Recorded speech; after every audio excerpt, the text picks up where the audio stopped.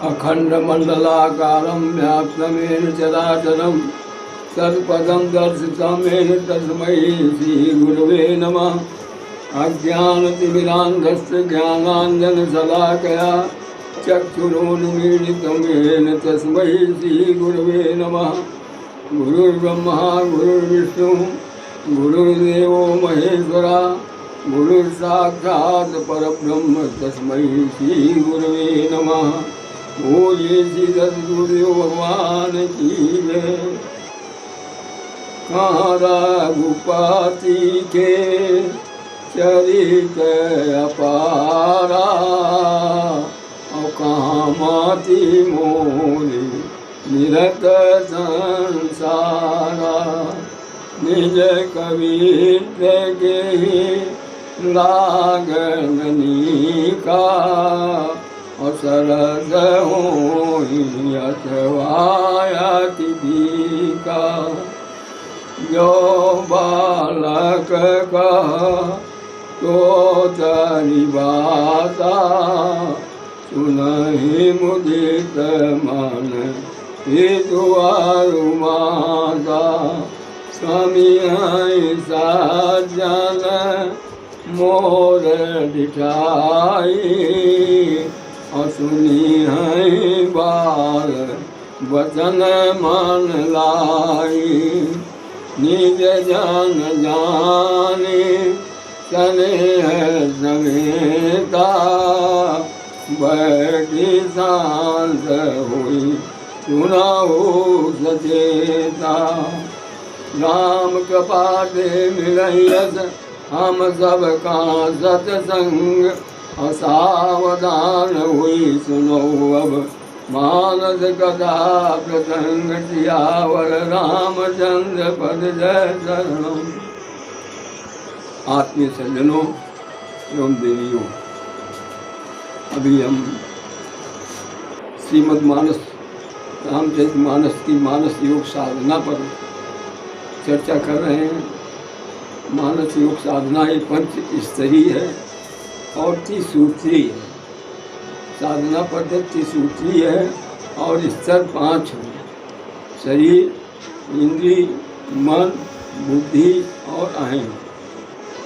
यह जब 30 सूत्री साधना करते हैं तो सबसे पहले शरीर के स्तर पर और इंद्रियों के स्तर पर सुधार होता है। शरीर में स्वास्थ्य, इंद्रियों में शक्ति। उसके बाद मन से सेवा करते हैं तो मन से सेवा करने पर आनंद की प्राप्ति होती है। और बुद्धि में जब हम सिमरन करते हैं तो बुद्धि से अखंड ज्ञान की उपलब्धि होती है। ये तीनों साधनाएं बहुत सच्चाई ईमानदारी से चलती हैं तो समर्पण स्वतः हो जाता है, जो कि अहम के सुधार के लिए है। अखंड प्रेम की उपलब्धि के लिए जो है अहंग है, उसका सुधार तभी होता है जब ये तीनों साधनाएं अच्छे ढंग से चलती हैं तो समर्पण स्वतः हो जाता है। वो समर्पण करने वाली चीज़ नहीं है, होने वाली चीज़ है, ये हो जाता है। इसलिए कल तक हमने जो बाधाओं पर वर्णन किया है, पहली बाधा हमने बताई कि नियम भंग होता है और दूसरी बाधा बताई कि समाज विक्षेप पैदा करता है। नियम भंग होने में परिवार और समाज दोनों लोग सहायक होते हैं। तो सबसे पहले नंबर पर नियम भंग होने में माता कौशल्या ने ये आदेश कर दिया कि बेटे रसारूढ़ हो जाओ, जबकि उन्होंने नियम क्या बनाया था कि हम पैदल जाएंगे। उनका नियम नहीं रुक पाया क्योंकि परिवार ने व्यवधान पैदा कर दिया। परिवार ने आदेश कर दिया, माता ने आदेश कर दिया, तो माता की आज्ञा को कौन टाल सकता है? टाला ही नहीं जा सकता है। और दूसरे नंबर पर समाज विक्षेप पैदा करता है। जैसे ही पता लगा केवट राजगुरु को कि भरत जी सहसैन्य आ रहे हैं, उनके मन में विकार आ गया कि शायद ये अपने राज्य को अकंटक करने के लिए, निष्कंटक बनाने के लिए, ये युद्ध करने की भावना से जा रहे हैं। इसलिए उन्होंने कहा कि जीते जी तो भरत को गंगा पार उतरने ही नहीं दूंगा। अब तीसरे नंबर की बाधा जो आती है वो आती है संत कसौटी पर कसता है। संतों द्वारा कसौटी पर कसा जाता है। कि बड़ी बड़ी ऊंची ऊंची बातें कर रहा है, देखें इसमें कुछ वजन है कि नहीं है। तो भरत की यात्रा आगे बढ़ेगी, संगमेरपुर के बाद आगे बढ़ेगी। तो वहाँ पर भरत ने सुधार किया, अपने नियम को सुधारा। क्या नियम को सुधारा? सबसे पहले वो बुद्धों के पास गए चुपके से और उनसे प्रार्थना की कि अब यहाँ से तो हमारा परमात्मा भी पैदल गया, यहाँ से तो हमको रथारूढ़ होने का आदेश मत कर देना कोई।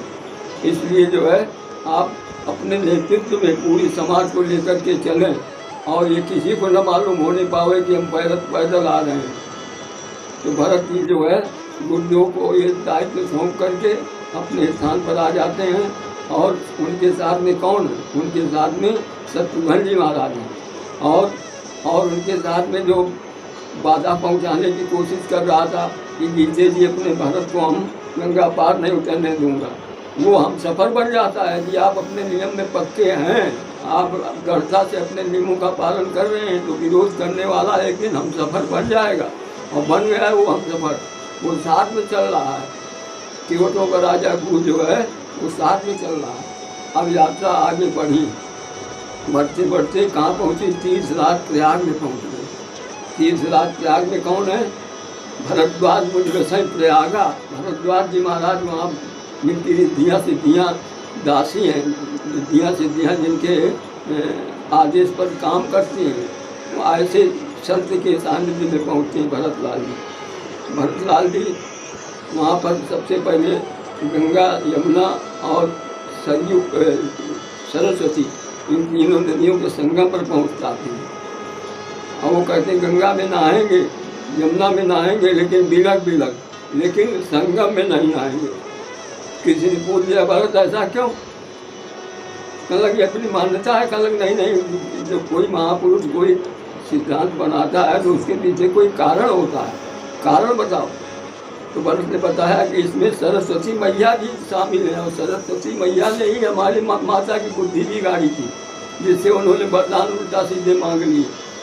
इसलिए सरस्वती में नहीं, कहीं हम हमारी बुद्धि ने बिगाड़ दें। हम जो अभी जा रहे हैं मनाने के लिए, तो कहो हम लौट करके रात जल्दी स्वीकार कर ले जा करके। इसलिए गंगा में नहाएंगे, यमुना में नहाएंगे, बिलक नहाएंगे। और वहाँ पर हाथ जोड़ करके मांग रहे हैं, मांगो भीख त्याग निज धर्म। छठी का धर्म नहीं है भीख मांगना, लेकिन वहाँ पर कह रहे हैं मांगो भीख त्याग निज धर्म, आवारत काल करे कुकर्म। क्या मांग रहे हैं? धर्म न अर्थ न काम रुचि, अवगति न चाहो निर्वाण, जन्म जन्म रमगति नाम पद या वरदान। वहाँ पर संगम तट पर खड़े हैं भरत, जाकर श्यामल धवल इन्होंने, श्यामल और धवल, धवल कौन है? गंगा जी, और श्यामल कौन है? यमुना जी। दोनों की धाराएं मिल रही हैं और वो कह रहे हैं सीता और राम मिल रहे हैं। उनके भाव जो है बड़े पवित्र हैं भरत जी के। और वहाँ पर वो मांग क्या रहे हैं? मांग रहे हैं कि धर्म हमें वो नहीं चाहिए। कौन? जो धर्मात्मा राम को वनवास करा दे, ऐसा धर्म में नहीं चाहिए। न अर्थ चाहिए, जो इतना बड़ा अनर्थ करा दे अयोध्या में, वो अर्थ भी नहीं चाहिए। कामना तो हमारी कुछ है ही नहीं। जन्म जन्म रति राम पर, तीर्थराज घबरा गया, जन्म जन्म रति राम पर।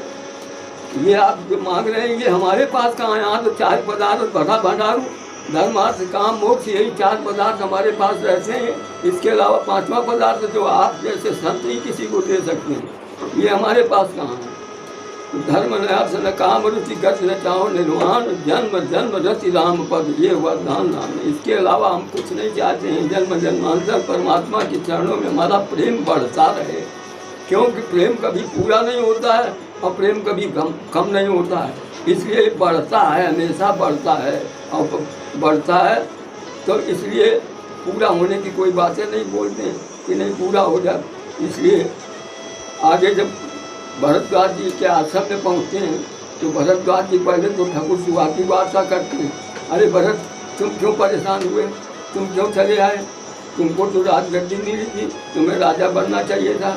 और जब राम जी लौट करके आते तब देखा जाता 14 वर्ष बाद, तुम कैसे दौड़ करके आ गए?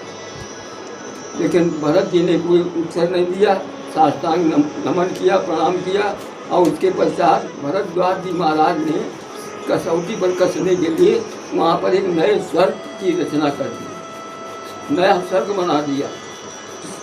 एक एक अयोध्यावासी के लिए एक एक राजमहल वहाँ बना दिया और हर राजमहल ने एक एक कामधेनु मान दी और एक एक कल्पवृक्ष भी सामने खड़ा कर दिया। स्वर्ग में तो एक कल्पवृक्ष है और एक कामधेनु है, लेकिन यहाँ पर हर महल में एक कल्पवृक्ष और एक कामधेनु खड़ी कर दी। लेकिन भरत जी दरबासन लगा करके बैठ गए और पूरी रात सीताराम सीताराम कहते रहे। क्या ख्याल है, 2 बार सीताराम बोल दिया जाए? सीताराम सीताराम सीताराम सीताराम सीताराम सीताराम सीताराम सीताराम। भरत जी के साथ 2 बार सीताराम हो गया। अब पूरी रात गुजर गई और क्या कौतुक किया है भरद्वाज जी ने, आँख खोल करके देखा भी नहीं भरत जी ने। संपत चकवा भरत चक मुनि आयस खिलवाड़, बड़ा अच्छा उदाहरण दिया भरद्वाज जी ने। संपत चकवा और भरत चक, चकवा और चकवी पक्षी, इनको आप जानते हैं कि इनका रात में मिलन नहीं होता। सूर्यास्त होने के बाद यदि एक ही पिंजरे बंद खिलवाड़ करने का मन करे तो एक बार ऐसा प्रयोग करो कि उनको जो है पिंजरे में बंद कर दो, एक ही पिंजरे में। आप देखोगे कि दिन भर ये चोंच लड़ाते रहेंगे, खूब बातें करते रहेंगे, एक दूसरे से खूब प्रेम करेंगे, खूब एक दूसरे से बतियाएंगे। लेकिन जैसे सूर्यास्त होगा वैसे एक पूरब को बैठा है तो दूसरा पश्चिम को मुँह करके बैठ जाएगा। एक दूसरे की शक्ल नहीं देखेंगे, बोलना और बतियाना तो बहुत दूर की बात है, एक दूसरे की जब देखेंगे भी नहीं। तो संपत चकवा भरत चक मुनि आयस खिलवाड़। अब भावानुसार सवेरा हो गया और उसके पश्चात जो है भरत जी को प्रमाण पत्र देना पड़ा। क्या प्रमाण पत्र दिया भारद्वाज जी ने? तुम तो भारत मोर मत और धरे देह जन रामो स्नेहु। तुम भरत थोड़ा हो, तुम तो शरीर धारण करके परमात्मा का प्रेम ही साकार रूप में जो है उपस्थित हो गया। बोलिए आनंद कंद सच्चिदानंद भगवान की जय। बचियो नहीं जंगल बास किए, हम बचियो नहीं ऊँचे बनाए हटा, हम बचियो नहीं वेद पुराण पढ़े, हम बचियो नहीं शीश रखाए जटा। ये संसार चला चल है, जहाँ 4 दिनन को ठाट ठठा। यही ते मन राम बुलाओ मती, अब घेरत आवत काल घटा। कोई ठिकाना नहीं भैया, कब किस समय कहाँ शरीर साथ छोड़ देगा। इसलिए गोस्वामी जी ने स्पष्ट कर दिया, धन्य घड़ी सोई जब सत्संगा, वही घड़ी धन है जब सत्संग मिल जाए। बस वही बोलिए आनंद कंद सच्चिदानंद भगवान की।